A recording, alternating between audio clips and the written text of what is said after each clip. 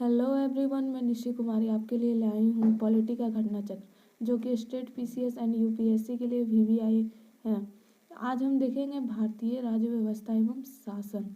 तो आइए discussion start करते हैं। भारत का संवैधानिक विकास, चूँकि देखें यहाँ पे कि दो भाग में बटा हुआ भारत का संवैधानिक विकास। पहला है ईस्ट इंडिया कंपनी के शासन हेतु पारित ब्रिटिश संसदीय अधिनियम जो कि 1773 से लेके 1853 तक है, और दूसरे भाग में ब्रिटिश ताज के शासनाधीन पारित अधिनियम जो कि 1858 से 1947 तक है। तो आगे चलते हैं दोस्तों। कंपनी के शासन हेतु पारित अधिनियम ब्रिटिश संसद के 1773 के रेगुलेटिंग एक्ट के द्वारा बंगाल के गवर्नर को बंगाल का गवर्नर जनरल पद नाम दिया गया एवं उसकी सहायता के लिए 4 सदस्यीय कार्यकारी परिषद का गठन किया गया, जिनका कार्यकाल 5 वर्ष रखा गया। इस एक्ट के अनुसार वॉरेन हेस्टिंग बंगाल के प्रथम गवर्नर जनरल बना। इस एक्ट के अनुसार वॉरेन हेस्टिंग बंगाल का प्रथम गवर्नर जनरल बना तथा फ्रांसिस क्लेवरिंग मॉनसन और बारवेल काउंसिल के सदस्य नियुक्त हुए।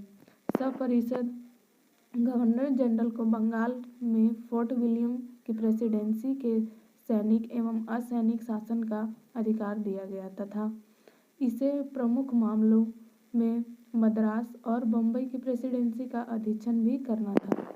इसी एक्ट के तहत कलकत्ता में 1774 में एक उच्चतम न्यायालय की स्थापना की गई, जिसमें एक मुख्य न्यायाधीश और 3 अन्य न्यायाधीश थे। कंपनी के कर्मचारियों को निजी व्यापार करने तथा भारतीयों से उपहार लेने से प्रतिबंधित किया गया। पिट्स इंडिया एक्ट 1784 द्वारा कंपनी के राजनीतिक और व्यापारिक कार्यों का पृथक्करण किया गया। इस एक्ट में निदेशक मंडल को कंपनी के व्यापारिक मामलों के अधीक्षण की अनुमति तो दी गई, परंतु राजनीतिक मामलों के प्रबंधन के लिए नियंत्रक बोर्ड का गठन किया गया। 1786 के अधिनियम के द्वारा गवर्नर जनरल को विशेष परिस्थितियों में अपनी परिषद के निर्णय को निरस्त करने अथवा लागू करने का अधिकार प्रदान किया गया। गवर्नर जनरल को प्रधान सेनापति की शक्तियां भी प्रदान की गई।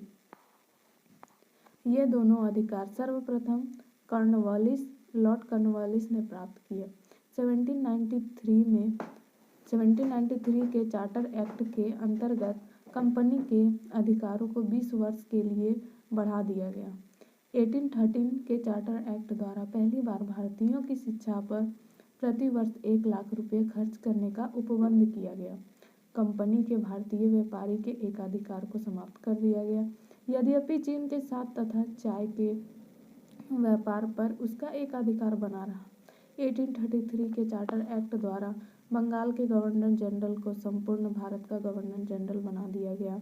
इस चार्टर एक्ट की धारा 1887 के अनुसार कोई भी भारतीय केवल धर्म, जन्म स्थान, वंश और वर्ण के आधार पर सरकारी सेवा के लिए अयोग्य नहीं समझा जा सकता था। देश की शासन प्रणाली का केंद्रीकरण कर दिया गया। लॉर्ड विलियम बेंटिक भारत का प्रथम गवर्नर जनरल बना। लॉर्ड विलियम बेंटिक भारत का प्रथम गवर्नर जनरल बना। कंपनी के समस्त व्यापारिक कार्य समाप्त कर दिए गए तथा भविष्य में उसे केवल राजनीतिक कार्य ही करने थे। गवर्नर जनरल की परिषद में एक कानूनी सदस्य जो कि चौथा सदस्य को सम्मिलित किया गया। सर्वप्रथम मैकाले को कानूनी सदस्य के रूप में शामिल किया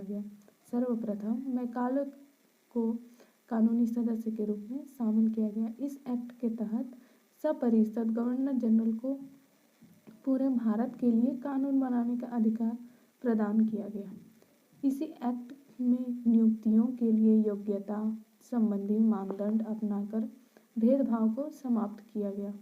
1853 के चार्टर एक्ट द्वारा विधायी शक्तियों को कार्यपालिका शक्तियों से पृथक करने की व्यवस्था की गई। 1853 के चार्टर एक्ट द्वारा विधायी शक्तियों को कार्यपालिका शक्तियों से पृथक करने की व्यवस्था की गई। विधि निर्माण हेतु भारतीय विधान परिषद की स्थापना की गई।